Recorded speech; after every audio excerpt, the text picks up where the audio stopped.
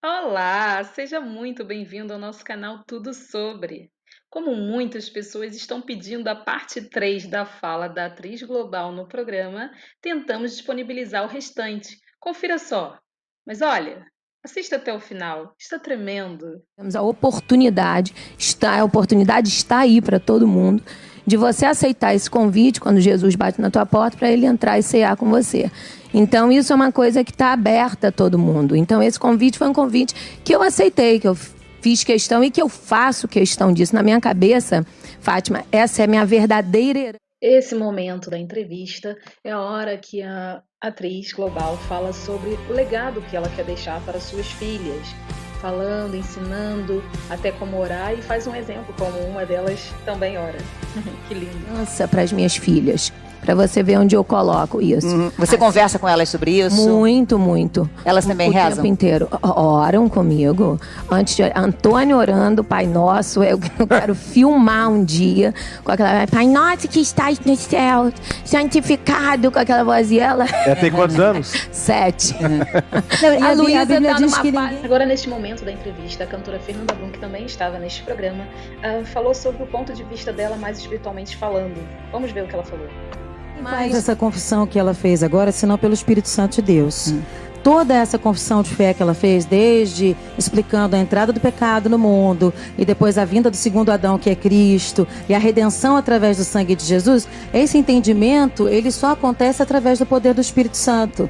E mais do que nos ouvir falar, mais do que ler uma camiseta, mais do que ouvir uma canção evangélica, ou gospel, como vocês quiserem dizer, ou cristã, é ler a nossa vida, né? Que é que fala mais alto. Então, muitas isso vezes lindo. é a própria postura, a própria forma de... E eu gosto muito quando a gente tem a chance de conversar com qualquer segmento da música religiosa, porque a gente imagina, quando a pessoa fala muito de religião, que assim, que ela tem um comportamento talvez diferente do nosso. Ela talvez não se divirta tanto, talvez ela não ria tanto, não é?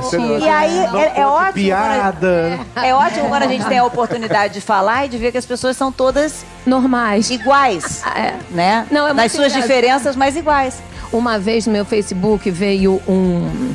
Eu raramente leio o que me escreve em Facebook, mas às vezes eu abro um ou outro. E aí um dia eu tava assim de bobeira, abri um que era assim: Heloísa, há muito tempo na minha vida procurava um caminho religioso. Eu dizia, serei qualquer coisa, menos evangélica. Não gosto dessa religião. Tentarei qualquer coisa. Um dia, vendo uma entrevista tua, vi que você era da igreja. E pensei assim, se essa maluca é da igreja, eu também posso ser. Eu achei muito interessante essa colocação assim. E hoje sou convertida, e etc. Eu até respondi a essa pessoa, porque eu fiquei assim, tomada, assim. Eu disse, que bom que esse exemplo, assim, que eu passei, porque realmente é engraçado que às vezes as pessoas têm essa ideia, né? Você é da igreja, então, o que eu falo perto dela? Será que isso não? Que nem uma amiga minha um dia, tadinha, virou pra mim toda feliz, falou, Lolo, você nem parece evangélica, fica tranquilo, passa batido. Ai, tu não gostou, né? Eu falei, não precisa passar batido. Eu não sou uma pessoa invasiva, porque eu acho, inclusive, que Deus é ético. Eu não saio falando, você isso, você... Não, porque realmente, como uma vez eu estava conversando com o Luke de Paulo, que é até pai da minha filha, ele falando, você não vê um ateu virando para um cara de religião, falando, deixa de acreditar em Deus, por que você acredita nisso? Você não vê. Então, eu acho que tem que ter esse respeito, né? Cada um... cada um uma curiosidade escolhe, né? do outro lado. E o que ela falou, a Fernanda, o exemplo é a tua vida. É a sua postura, Onde né? alguém olha pra Desperta o você e interesse diz, e a curiosidade, né? Aí ela é Mas diferente. o chamado do ministro do evangelho, do evangelista, ele é tão forte, ele borbulha tanto, que às vezes a gente não consegue segurar. A gente está na fila, sei lá, do banco, sentado, daqui a pouco tá batendo um papo. Você começa a dividir aquilo que é tão bom para você. Então essa coisa de pregar para o outro é muito natural pra gente, porque você quer dividir o que você descobriu, a boa nova. E eu acredito que a gente tem que transculturizar esse papo, a gente tem que saber falar melhor com as pessoas, e nós estamos conseguindo isso cada vez mais através dessa sabedoria do Espírito Santo, de dizer pra você o que a gente descobriu. E até pela Olha- música, né? A gente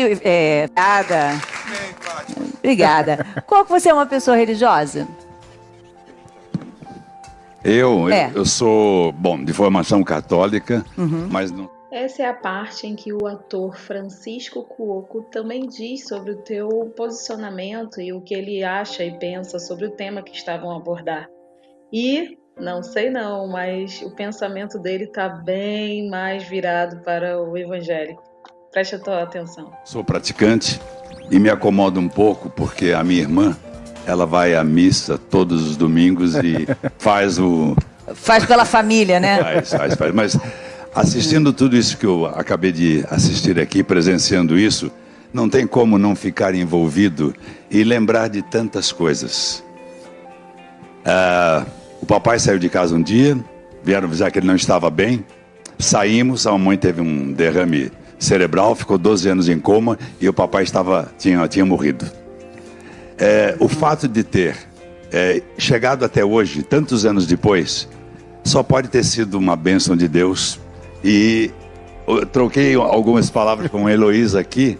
Eu falei, às vezes eu fico tão em dúvida porque eu vejo tantas coisas acontecerem. E ela deu um exemplo maravilhoso de como a gente enxerga pouco e não enxerga além. Por isso que muitas vezes a gente não consegue entender todos os processos divinos que são tão abrangentes e lindos. E a gente não pode deixar de ficar envolvido com tudo isso. Aliás, a Janete Claire escreveu uma novela chamada Sétimo Sentido, em que envolvia esses seres, né, invisíveis e que agem sobre todo mundo. Porque quando nós conversamos, ele falou uma coisa que realmente é pertinente, porque é uma pergunta geral, né? Como Deus, sendo bom, deixa o mundo, né? O Coco deu até o exemplo da criança morrer de câncer, etc e tal. E eu fiz uma peça, como todo mundo sabe, chamada Cócegas, que eu fiquei durante 10 anos. Eu tinha um personagem que dizia a mesma frase, falei essa frase durante 10 anos, e eu acho que é mais por aí. Spinoza diz, as coisas nos parecem absurdas ou más, porque delas nós temos um conhecimento parcial. E nós somos completamente ignorantes quanto à ordem e à coerência da natureza como um todo. Então existe um mundo muito além daquilo que a gente vê. Às vezes o ser humano ele é muito imediatista. Então, quando perguntam assim, o que é melhor, um cavalo que corre muito ou um cavalo que corre pouco? As pessoas dizem logo, claro, um cavalo que corre muito, um cavalo... Depende da direção que ele está indo. Se ele está indo para o precipício, melhor um cavalo que corre pouco, você poder descer com o Eclesiastes fala isso, né? Que acontecem coisas boas e ruins sobre todas as pessoas. Sobre todas. Então Deus não está brincando de malvado com uma agulha, escolhendo quem ele vai fazer bem ou vai fazer mal. A gente escolhe através de Cristo uma nova vida, mas acontecem coisas boas a pessoas ruins, acontecem coisas más a pessoas boas, e o que importa é o que você vai fazer com aquilo que fizeram com você. Se você vai continuar, né? E esse sim agora é o momento chave dessa entrevista.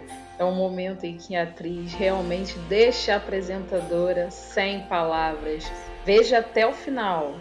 Está tremendo. Muitas vezes a gente tem uma história que eu acho fantástica, que a mãe está bordando e aí o menininho está olhando aquele bordado por debaixo, aquele emaranhado, quem já viu um bordado por debaixo, sabe que é um emaranhado de linhas, que não faz. Ele olhava aquilo e falava, mamãe, o que é isso? Ela falou, é uma flor.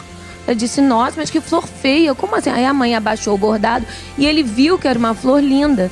Então, muitas vezes nós estamos olhando o problema por uma perspectiva errada, uma perspectiva pequena, né? Porque uma coisa eu tenho certo na minha cabeça, problema nenhum é maior do que Deus. Problema nenhum.